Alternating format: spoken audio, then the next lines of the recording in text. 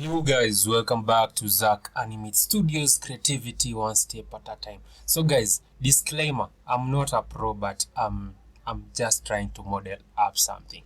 So you go to edit mode and then you can, so basically ukitaka kutengeneza vitu you change to you try to use something called loop cut.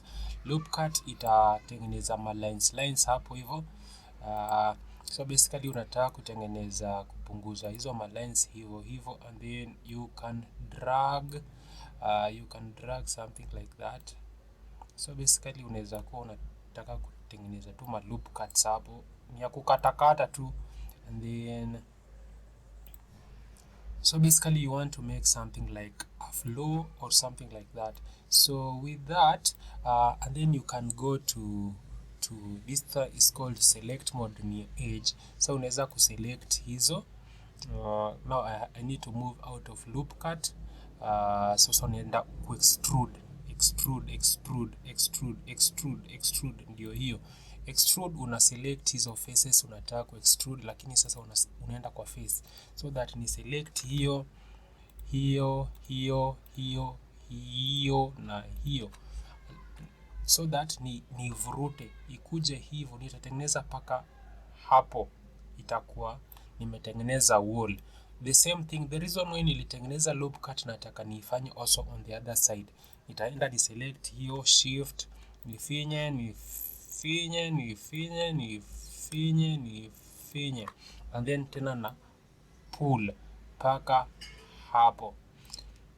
That is nimetengeneza ka wall, ka simple wall. So bado still kama nataka kuendelea switch hii wall kuitengeneza ikae vizuri, I still do the same loop cut and then ni select tool inaitwa loop cut and then nianze slice. Nitazi slice paka size yenye nataka and then bado ni kidogo, bado ni kubwa, and then hapo hivyo. So ita make kuwa nataka kutengeneza wall on this other side. So this is the place where nataka kutengeneza wall. Ukitaka kuswitch hiyo kitu yako vizuri hivyo, una switch edit mode, object mode,